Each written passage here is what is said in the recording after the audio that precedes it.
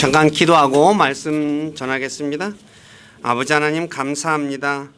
올 한 해 저희들 지켜주셔서 평안하게 이 한 해를 보내게 하시고 마지막 주간 첫째 날 주님 앞에 모여서 주님을 찬양하고 또 예배할 수 있도록 은혜도 주시고 믿음도 주시고 환경도 허락해 주신 주님께 감사합니다.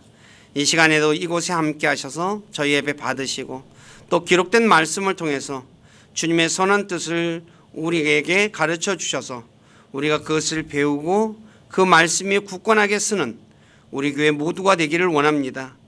주님께서 우리를 진리 가운데로 이끌어 주시고 또 진리 가운데 살아갈 수 있도록 도와주시옵소서. 몸이 아파서 또 여러 가지 사정이 있어서 참여하지 못하는 지체들이 많습니다. 주님께서 한 분 한 분 기억해 주시고 연약한 지체들에게 건강을 허락해 주시고 환경이 허락지 않은 지체들에게는 환경과 또 믿음이 연약한 지체들에게는 믿음을 더해 주셔서 함께 모여서 구원의 하나님을 찬양하고 예배하는 삶 살아가도록 이끌어 주시고 영광을 받으시옵소서. 또 부족한 자를 이곳에 세워서 하나님의 말씀을 전하게 하신 아버지께 감사를 드립니다. 인간의 생각이나 뜻을 전하지 않게 하시고 오직 살아계신 하나님의 말씀만을 신실하게 전해서 말씀을 듣는 우리 지체들을 말씀 위에 굳건하게 세워주는 저가 되기를 원합니다. 저의 생각과 입술을 붙잡아 주시고 주님의 선한 도구로 사용하셔서 주님만 홀로 영광을 받으시옵소서. 남은 시간을 주님께 의탁하며 우리 주 예수 그리스도 이름 안에서 기도드립니다. 아멘. 자, 오늘 읽은 사도행전 10장 36에서 43절에 보면 베드로가 요한이 침례를 선포한 뒤에 갈릴리에서 시작하여 온 유대와 두루 전파된 말씀을 너희가 아는데 하면서 시작하며 하나님께서 나사렛 예수님께 성령님과 권능으로 기름을 부으시오매 그분께서 두루 다니시며 선을 행하시고 마귀에게 억눌린 모든 사람을 고치셨으니 이는 하나님께서 그분과 함께 하셨기 때문이다 라고 말을 하면서 바로 우리는 즉 제자들은 그분께서 유대인들의 땅과 예루살렘에서 행하신 모든 일의 증인이다 라고 말을 합니다. 그래서 오늘 오전 시간에는 제자들은 예수님의 증인인데 예수님이 어떤 것을 행했는지 그것을 그것에 대한 증인 알아봐야 되겠죠. 그래서 오전 시간에는 바로 예수님께서 이 땅에서 행하신 일들을 통해서 제자들이 어떤 것을 증언했는지 살펴보고 또 오후 시간에는 주님께서 셋째 날에 일어나셨는데 모든 백성에게 보여주지 않고 특히 제자들에게만 자신을 보이셨다라고 말을 합니다. 그래서 그러면 왜 예수님께서는 부활하셔가지고 모든 사람에게는 안 보여주고 제자들에게만 보여줬는지 그 이유에 대해서 말씀을 전하겠습니다. 예수님께서 갈릴리 나사렛에서 태어나신 후 30살쯤 되어서 공생애를 시작하셨죠. 그분의 공생애 기간은 대략 3년 반이라고 하죠. 그리고 그 공생애의 시작은 침례 요한에게 침례를 받으신 후부터 예수님은 수많은 기적들과 이적들과 그도 말씀을 선포하셨습니다. 그래서 그 이적들과 기적들에 대해서 제가 좀 정리를 했습니다. 첫째는 갈릴리 가나에서 물로 포도즙을 만드는 사건이 있죠. 두 번째는 가버나움에서 귀인의 병든 아들을 고쳐준 사건이 있고 세 번째는 또 가버나움에서 마귀 들린 사람에게서 마귀를 내쫓아 주죠. 그 다음에 네 번째는 베드로의 장모가 열병에 앓고 있었는데 그 열병을 고쳐주셨습니다. 그 다음에 다섯 번째는 밤새도록 물고기 한 마리 잡지 못한 베드로에게 많은 물고기를 잡게 해 주셨죠. 그다음에 나병 환자를 또 고치셨고, 그다음에 마가복음 9장에 보면 침대에 눈에서 들어가려고 하니까 사람이 너무 많으니까 어때요? 지붕에서 달아내린 그 마비 병자를 고쳐주셨고, 그 다음에 한쪽 손 마른 사람을 주님께서 고쳐주셨고, 또 9번째는 마비병에 걸린 백부장의 종을 고쳐주셨어요. 그 다음에 10번째 나인도시 과부의 죽은 아들을 살려주셨습니다.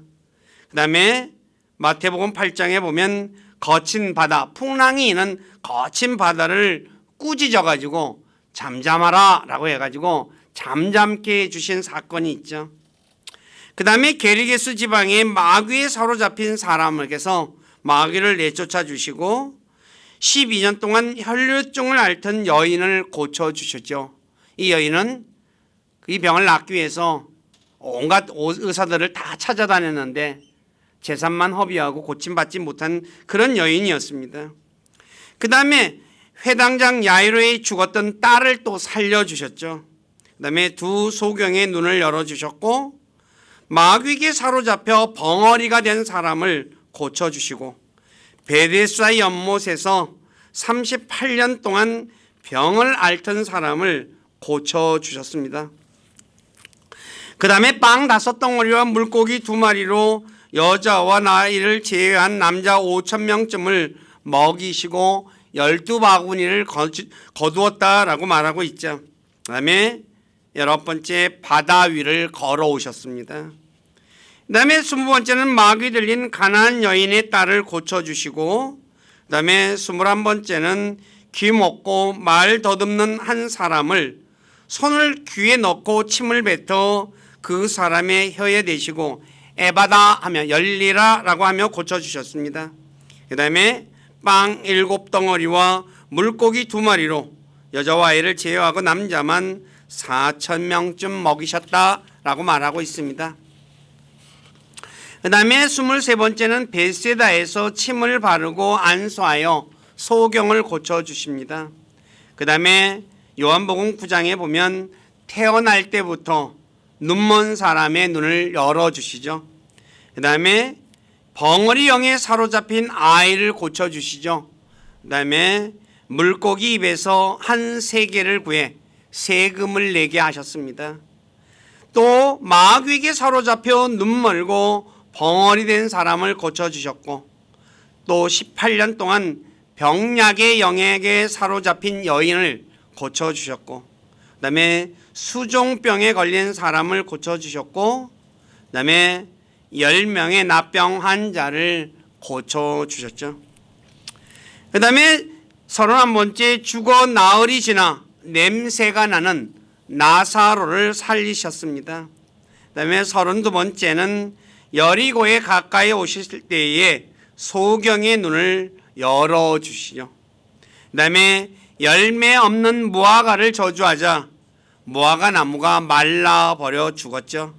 그 다음에 대제사장의 종 말고의 귀를 베드로가 칼로 이 말고의 귀를 잘랐습니다. 그러니까 예수님을 지키기 위해서 그랬는데 주님이 이제 이 귀를 다시 붙여주죠.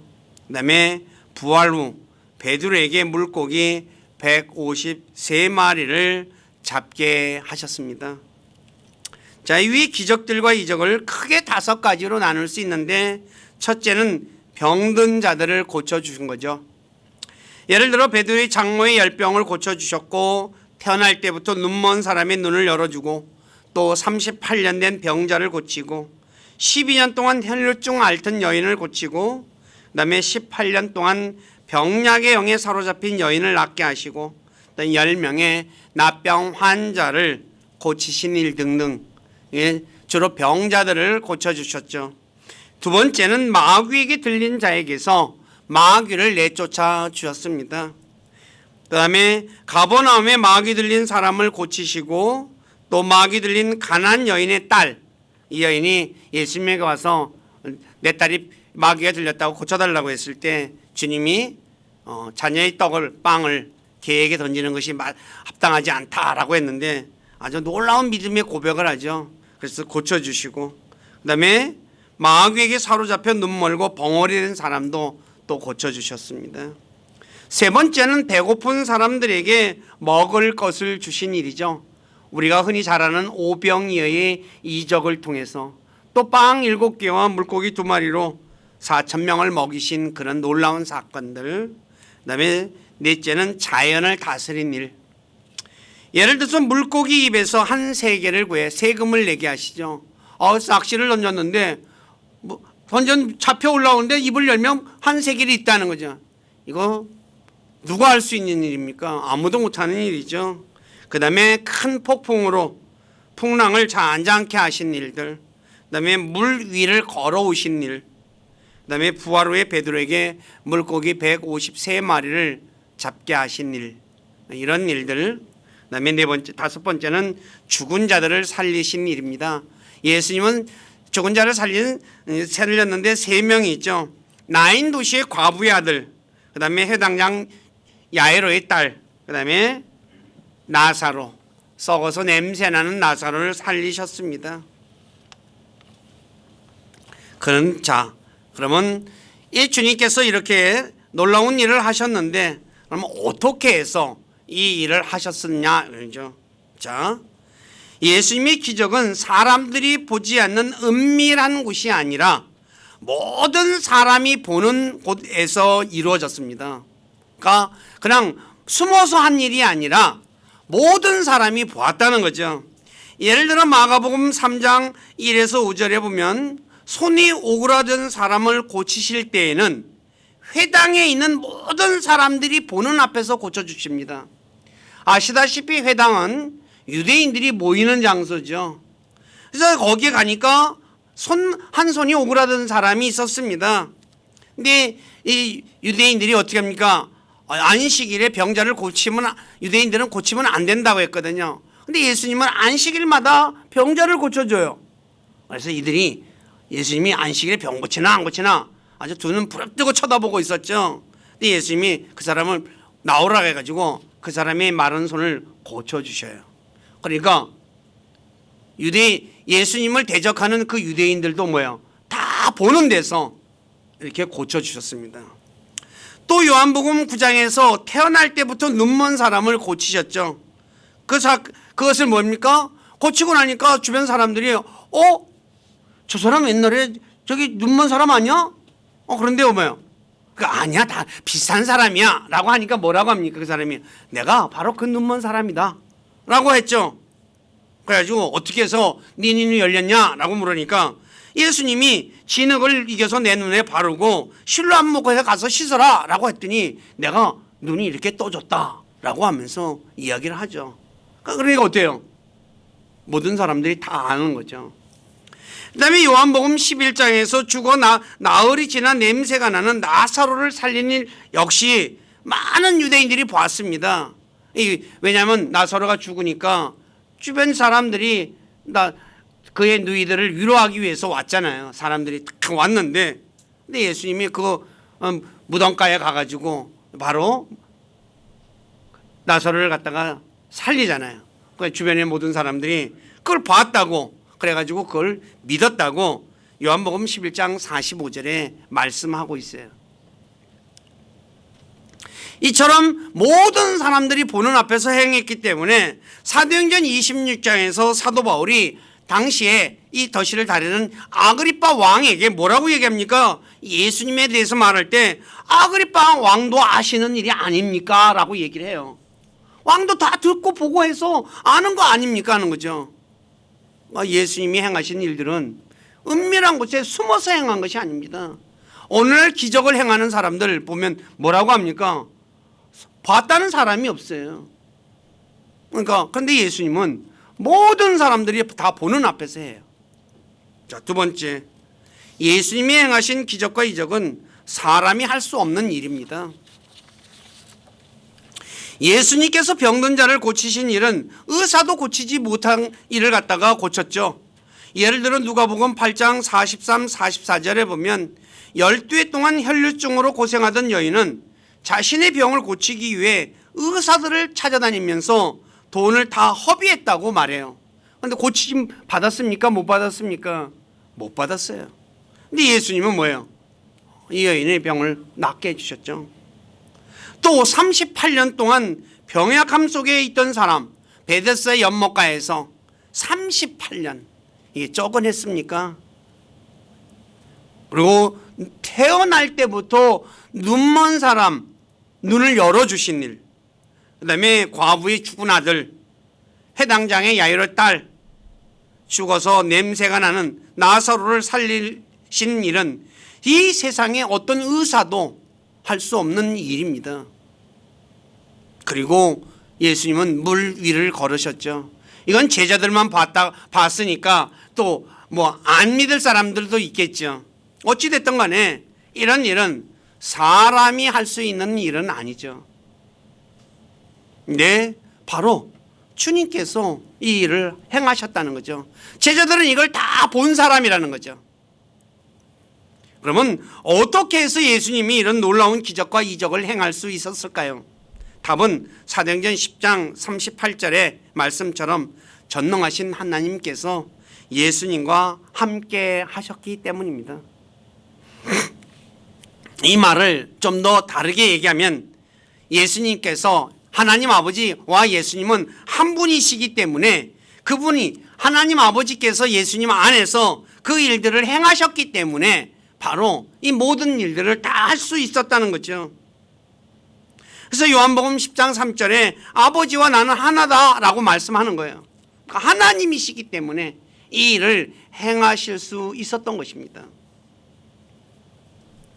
다시 말해 예수님께서 이런 기적과 이적을 행하신 것은 자신이 구약에 계시된 이 메시아 그리스도이심을 사람들에게 보여주기 위해서 이 일들을 행하신 거죠. 왜 그럴까요? 유대인들은 표적을 보지 않으면 믿지 않는 사람들이기 때문이에요. 그래서 주님은 표적을 보여주신 거예요. 내가 메시아다, 내가 그리스도다라는 것을 알리기 위해서요. 그래서 마태복음 11장 2에서 6절에 침례 요한이 자신의 제자 두 사람을 보내서 예수님에게 묻죠. 선생님이 오실 그분입니까? 아니면 우리가 다른 사람을 기다려야 합니까? 라고 물어요. 근데 예수님께서 뭐라고 얘기합니까? 내가 바로 오실 그다 라고 얘기하지 않죠. 너희가 눈으로 본 거 가서 얘기하라. 뭐라고 합니까? 눈먼 자들이 시력을 잃고 다리 저는 자가 걷고 나병 환자가 정결하게 되고 귀 먹은 자가 들으며 죽은 자가 일으켜지니까 가난한 자들에게 복음이 선포된다 라고 하면서 나로 인하여 누구든지 실족하지 않는 자는 복이 있다 라고 말해요. 너희들이 보고 들은 거 내가 병든 사람 일으키고 죽은 사람 일으키고 다 그거 봤지 않냐? 그거 가서 얘기해라. 왜 이렇게 말씀하셨을까요? 예수님께서 이사야 35장 5, 6절에 메시아가 오면 위에 기록된 표적들을 행할 것을 성경에 이미 기록해 놨기 때문입니다. 성경에 메시아가 오면 그리스도가 오면 이런 일들을 다 행할 것이다. 그러니까 바로 내가 이걸 행함으로써 바로 내가 메시아다, 그리스도다라는 것을 예수님은 보여주신 것이죠. 위와 같은 우리가 지금 앞에 제가 말씀을 전했던 기적과 이적을 행한 사람은 이 지구상에서 예수 그리스도 외에 단 한 명도 없습니다. 여러분들이 종교 창시자들, 세상에 많은 종교 창시자가 있어요. 예수님이 행하신 이런 기적과 이적 행한 사람 있다는 말 들어본 적 있습니까? 없어요. 그래서 예수님께서 요한복음 10장 37, 38절에 뭐라고 했습니까? 자신을 믿지 못하는 유대인들에게 나를 믿지 못하더라도 내가 행한 일은 믿어라 이거예요. 내가 죽은 자 살렸잖냐? 내가 나병 환자 낫게 해줬잖냐? 마귀 내쫓아줬잖냐? 믿으라는 거죠. 그래서 예수님의 수많은 기적을 본 사람들이 요한복음 7장 31절에서 이렇게 말합니다. 그리스도가 올지라도 예수님께서 행하신 것보다 더 많은 기적을 행할 수 있겠느냐? 그리스도가 오더라도 예수님보다 더 많은 기적을 행할 수 있겠느냐? 이 말은 무엇이에요? 그럴 사람 없다는 거잖아요.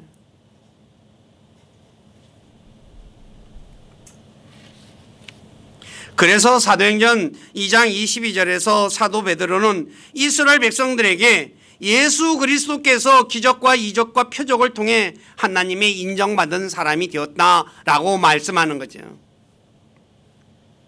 다시 말해서 예수님께서 이런 기적과 이적을 행하신 것은 하나님과 자신이 하나이심을 증거하기 위해서였던 것입니다.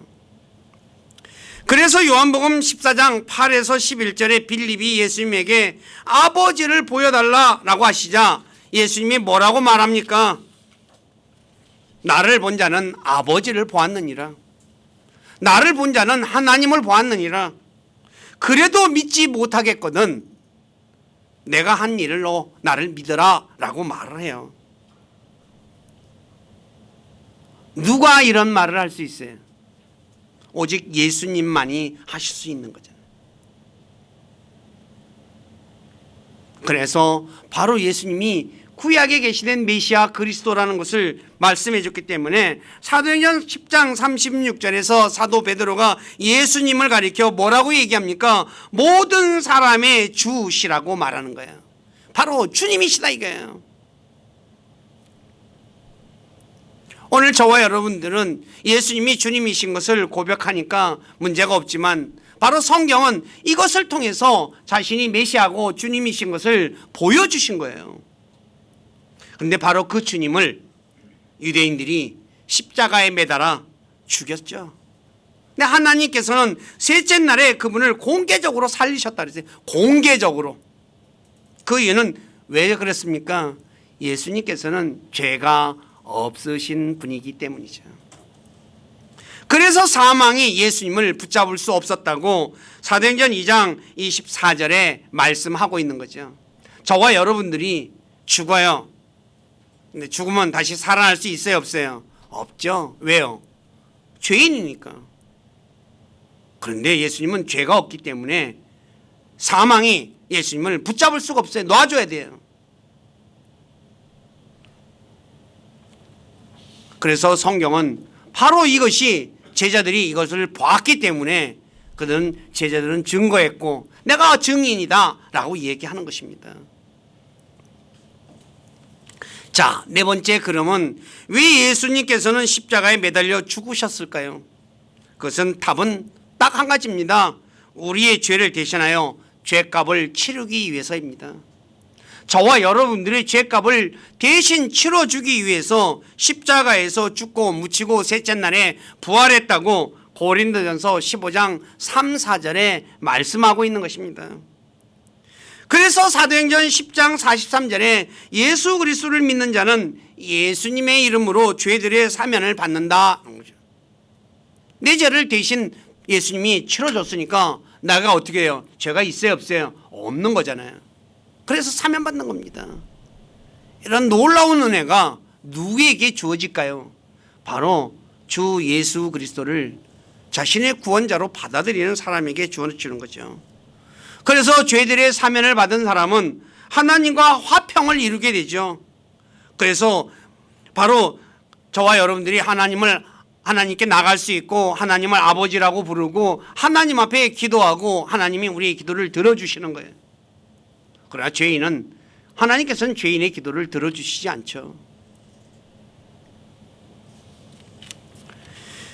하나님께서 예수 그리스도를 세상에 보내신 것은 세상을 정죄하기 위함이 아니라 세상을 구원하기 위함이라고 요한복음 3장 16에서 17절에 말씀하고 있습니다. 그래서 요한복음 3장 36절에 예수 그리스도를 믿는 사람은 영존하는 생명이 있지만 믿지 않는 사람은 하나님의 진노가 머물러 있다라고 하네요. 그러니까 진노가 그 위에 있다는 거예요. 자, 하늘에 있는 짙은 비구름이 언제 쏟아질지 모르듯이 예수님을 믿지 않는 사람 위에 머물러 있는 하나님의 진노는 언제 쏟아질지 모릅니다. 그러므로 지금 주 예수 그리스도를 믿어야 합니다. 많은 사람들이 뭐 비가 올까? 오는가 보다 그러죠. 네. 근데 그 비가 흔히 말한 대로 엄청난 비라면, 흔히 말한 대로 노아의 홍수와 같은 비라면 어떻게 될까요? 끝나는 거죠. 너무나 안일하게 많은 사람들이 살고 있습니다. 제가 TV에서 아주 치명적인 날씨, 그러니까 아주 뭐랄까 그냥 죽음의 날씨라고 하는 그 프로그램을 가끔 한 번씩 봐요. 근데 사람들이 자연재해에 대해서 너무 뭐랄까 안일하게 생각하는 것들이 너무 많아요. 그래서 그걸 보니까 아, 진짜 조심해야 되겠구나. 무시무시한 날씨에 진짜 우박이 떨어지고 차가 차뚝 뭐랄까 본네트가 푹푹 들어가요. 그거 맞으면 사람이 살까요 죽을까요? 죽죠, 그죠?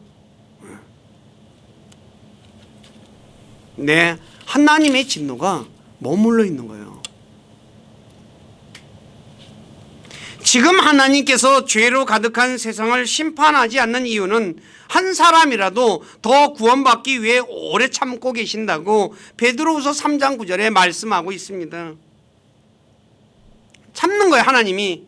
그러나 마냥 오래 참으시는 것 아니라는 것, 이거 꼭 잊지 마시기 바랍니다. 다시 말해 하나님의 오래 참으심에는 끝이 있다는 말입니다. 이것은 노아의 홍수 심판을 통해서 알 수 있죠. 당시 사람들이 얼마나 나쁜 짓을 많이 했습니까? 하나님이 참다 못해서 어떻게 해요? 물로 싹 쓸어버리잖아요. 한 명도 예외 없이 노아 가족 외에는 다 쓸어버려요. 오늘 우리도 그러니까 하나님이 설마 하나님이 그러시겠지, 그렇게 살며 생각하며 사는 사람들이 너무나 많습니다. 네, 사도 베드로는 베드로후서 1장에서 말하잖아요. 두려움 가운데 지내라 라고 했죠.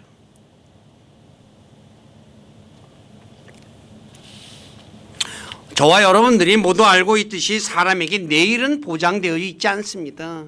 우리나라 여러분들이 아시다시피 주변에 얼마나 끔찍한 일이 많이 일어납니까? 우리 잘 아는 10월 29일인가? 이태원 사건 보세요. 거기 간 사람들이 죽을 줄 알고 간 사람이 누가 있겠습니까? 진짜 무슨 축제라고 하니까 그거 즐기려고, 그리고 또 구경 가려고, 또 어떤 거 하고 구경 간 사람들이 너무나 많잖아요. 근데 어떻게 돼요? 저도 그 얘기를 듣고 너무 충격받았어요. 어떻게 사람이 깔려서 죽을 수가 있지? 그것도 한 명, 두 명도 아니고.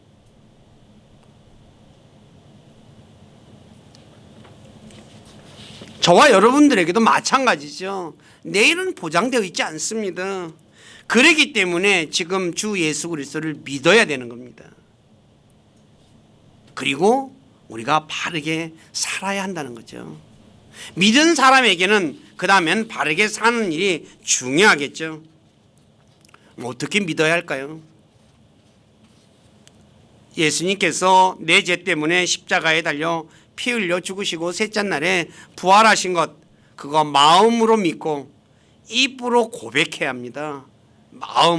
마음으로 믿는다라는 말은 지정의가 일치하는 겁니다. 즉 마음으로 내가 죄인이구나, 그냥 지식으로 믿는 게 아닙니다. 이 부분은 제가 참 오후 시간에 좀 유대인들이 믿지 않는 사람들, 부활하신 주님이 안 믿는 사람에게 자신을 안 보여줬는데 그 안 믿는 사람들이 어떤 사람인가에 대해서 좀 설명을 드릴 건데요. 유대인들이죠. 하나님 믿는 사람이 아니에요. 유대인들이 하나님 믿는다고 하는 사람들이에요. 근데 예수님은 그들이 믿는다는 사람이라고 말을 해요, 안 해요? 안 해요. 유대인들은 하나님 믿는다고 하는 사람들이에요. 근데 예수님은 인정해줘요, 안 해줘요? 인정 안 해줘요. 무슨 말인지 이해하세요? 오늘 저와 여러분들이 내가 믿어요, 하나님. 근데 하나님이 인정 안 하는 믿음은 뭐예요? 아무 의미가 없다는 거예요, 내 말은. 이게 여기에서 저와 여러분들이 분별할 수 있어야 한다는 거죠. 유대인들은 다 하나님 믿는다고 하는 사람들이에요. 근데 그들은 예수님이 유대인들을 향해서 믿는다고 말하지 않아요. 오늘 저와 여러분들이 이 부분에 관해서 진짜 잘 생각하셔야 돼요. 자기를 한번 잘 돌아봐야 돼요. 교회 안에 너무나 많이 믿는 사람들 다 널렸어요. 뭐 우리나라 기독교 신자 뭐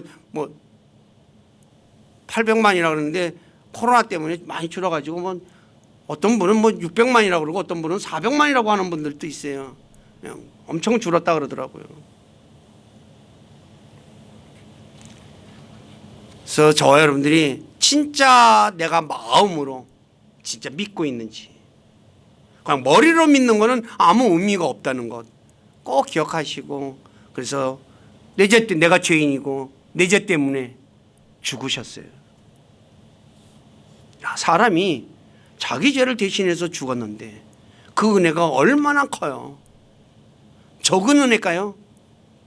내 재산 그 사람에게 다 줘도 아까울까요? 안 아까울까요?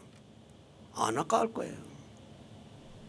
그런데 그렇게 죽었다고 하는데도 별로 그렇게 감흥 없어요.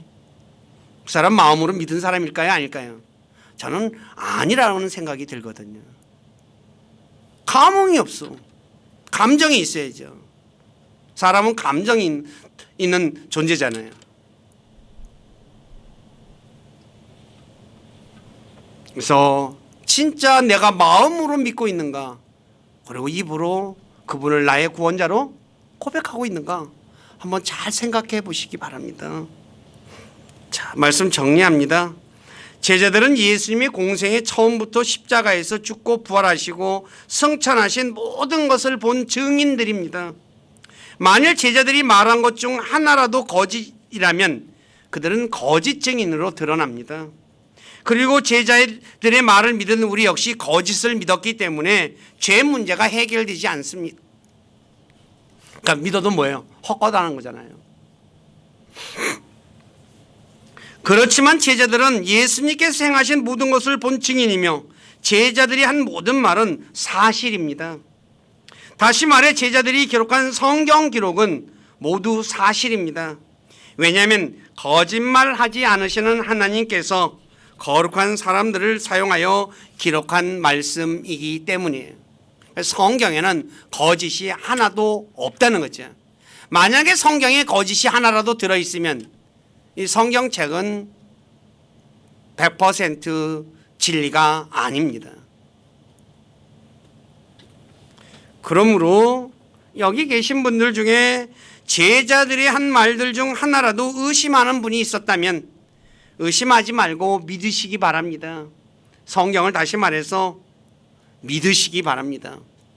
그리고 주 예수 그리스도를 믿어 구원받는 분들이 되시기를 다시 한 번 더 간절히 부탁드립니다. 기도하겠습니다.